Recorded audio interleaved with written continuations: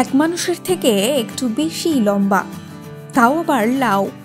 প্রায় 6.5 ফুটের লাউ ফলিয়ে তাক লাগিয়ে দিলেন দীপক স্বর্ণকার। রানাঘাট শ্যামাপ্রসাদ পল্লীর বাসিন্দা দীপকের গাছে শুধু একটি নয়, একাধিক এত বড়ই লাউ ফলেছে। কোনোটা 6.5 ফুট, কোনোটা আবার 5 ফুট 8 ইঞ্চি।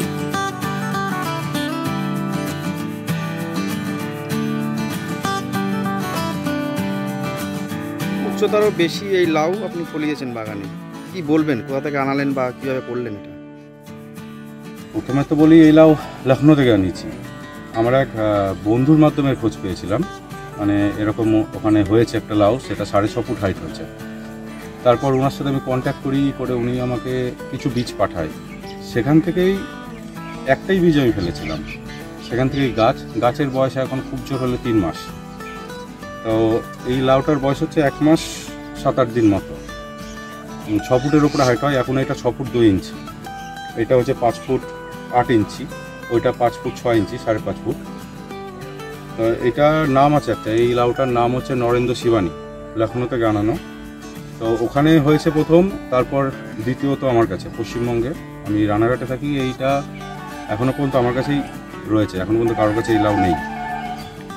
আমি সাধারণত নার্সারিম্যানদের নিয়ে থাকি, নতুন ভ্যারাইটির গাছ আমার, সেটা আমের হোক বা সাইট্রাসের হোক বা কোনো এক্সোটিক ফ্রুটের হোক, নতুন ভ্যারাইটি আমি আনি, প্রোডাকশন করি না।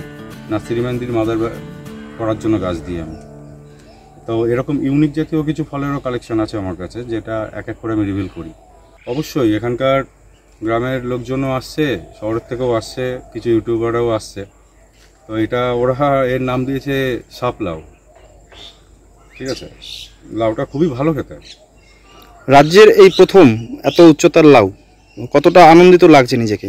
অবশ্যই আনন্দ লাগছে, তবে একটা কথা বলে রাখা উচিত, এটা কমার্শিয়াল ভ্যারাইটি, এটা চাষের জন্য উপযোগী। আপনি দেখতে পারবেন একটা গাছে 3টে লাউ হয়েছে, তখন গাছটা আরও ছোটো ছিল, এখন আরও লাউ বেরিয়েছে।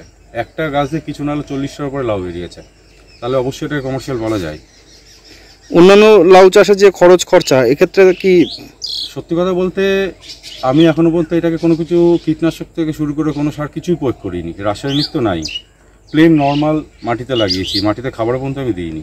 কেন? জাস্ট আমি প্রথমে দেখার জন্য যে আমাদের এখানে কেমন হয়। ঠিক আছে, কোনো কিচ্ছু প্রয়োগ করি না। এর সবথেকে প্লাস পয়েন্ট একটা হচ্ছে, যেমন সাধারণত লাউয়ে পোকামাকড়ের আক্রমণ হয়, নষ্ট করে দেয়। আপনি দেখতে পারবেন এত বড় হয়েছে লাউটা, কোনো পোকা কিন্তু কোনো ক্ষত করেনি।